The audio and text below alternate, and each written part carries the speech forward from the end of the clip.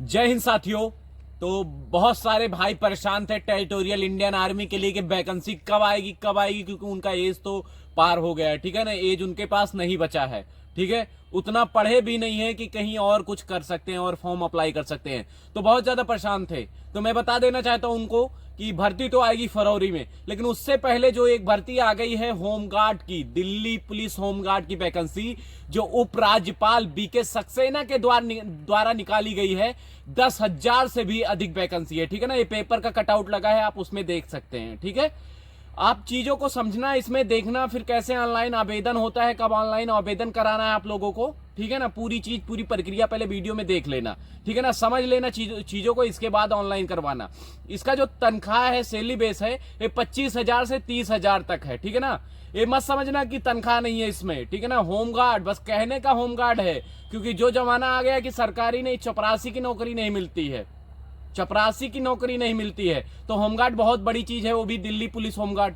ठीक है ना, तो जो वैकेंसी आई है बहुत ही अच्छी वैकेंसी है। इसमें आप पूछेंगे एज कितना दिया गया है, तो एज आपका वही 18 से 45 साल है। एज का कोई क्राइटेरिया नहीं है, जो आपका टेरिटोरियल इंडियन आर्मी में मांगा जाता है, बस वही पूरा चीज वही है। ठीक है ना, अब फिर आप आ जाते हैं, बात करते हैं इसमें क्वालिफिकेशन क्या क्या मांगा गया है। तो जो आप 8-10 पास करके जाते थे टेरिटोरियल इंडियन आर्मी में, बस सेम 10 पास, अगर आप हाई स्कूल पास हैं तो आप फॉर्म अप्लाई कर सकते हैं। ठीक है ना, अपने सपने को साकार कर सकते हैं, आप होमगार्ड बन सकते हैं। इसके बाद जब आपको टेरिटोरियल इंडियन आर्मी की वैकेंसी आ जाए, ठीक है ना, तो आप उसको रिजाइन देके आप आर्मी में भी जा सकते हैं। ठीक है ना, और उसमें आपको छूट भी मिलेगा।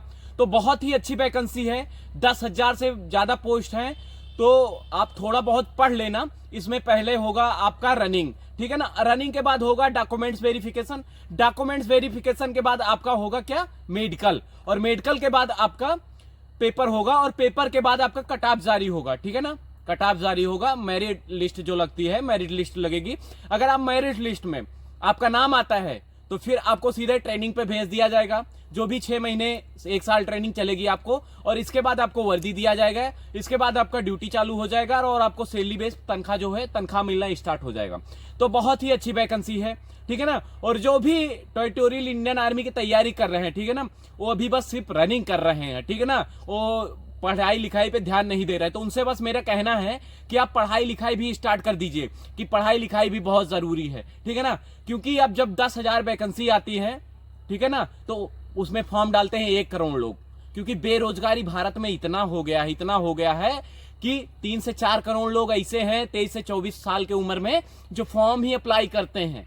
ठीक है ना, नौकरी के पीछे ही पड़े हैं। तो आप लोग अगर मेहनत नहीं करेंगे, ठीक है ना, तो फिर आगे नहीं बढ़ सकते। मेहनत बहुत जरूरी है। ठीक है ना, जो आप कर रहे हैं उसको आप करिए, लेकिन उसी के साथ साथ आपका पढ़ाई में भी लगन होना चाहिए और जुनून होना चाहिए, और साथ साथ रनिंग भी बहुत अच्छे से करना चाहिए। तो चीजों को समझो और आगे बढ़ो। ठीक है, तो वैकेंसी बहुत ही अच्छी है।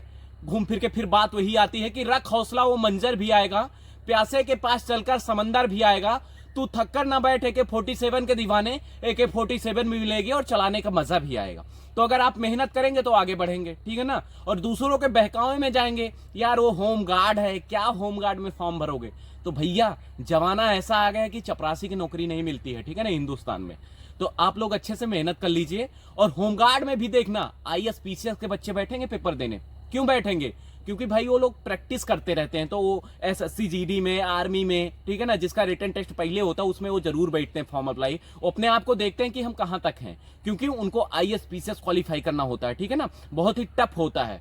ठीक है, भारत का बहुत ही सबसे टफ एग्जाम अगर होता है तो IAS PCS होता है, नीट होता है ना, तो उसमें वही बच्चे बैठते हैं। ठीक है, तो आप लोगों को मेहनत करना है। अगर थोड़ा मेहनत रिटर्न पे आप लोग कर ले गए तो उसमें क्या होगा कि आप सक्सेसफुल हो जाएंगे, और सक्सेसफुल हो जाएंगे तो भाई जब तक वर्दी चढ़ जाएगा तो आपका नाम ही रोशन हो जाएगा, आप कुछ अलग होंगे। ठीक है ना, अगर आपको तुकार के बुलाते होंगे गांव में तो साहब जी आगे कह के बुलाएंगे ना। ठीक है ना, इज्जत सम्मान देंगे। तो इज्जत सम्मान पाने के लिए थोड़ा सा मेहनत करना पड़ेगा। तो जस्ट 10,000 वैकेंसी जो आ गई, 10,000 प्लस वैकेंसी आई है होमगार्ड, दिल्ली पुलिस होमगार्ड में, तो आप लोग उसमें फॉर्म अप्लाई करिए। पेपर का कटआउट लगा है, आप उसमें देख लीजिए। ठीक है ना, कब से क्या ऑनलाइन होगा, जनवरी से ऑनलाइन होगा इसका। ठीक है, तो आप चीजों को समझ लीजिएगा, ऑनलाइन कर लीजिएगा, किसी साइबर कैफे पे जाके, नजदीकी साइबर कैफे पे अच्छे से ऑनलाइन करिएगा, पढ़ के कि क्या क्या मांगा क्या नहीं मांगा, ठीक है ना। ज्यादा कुछ नहीं मांगा, लेकिन चीजों को समझ के, ठीक है ना। एक बार मैं फॉर्म अप्लाई कर रहा था, ठीक है, किसका, कमांडो की खुली वैकेंसी आई थी, उसमें फॉर्म अप्लाई किया,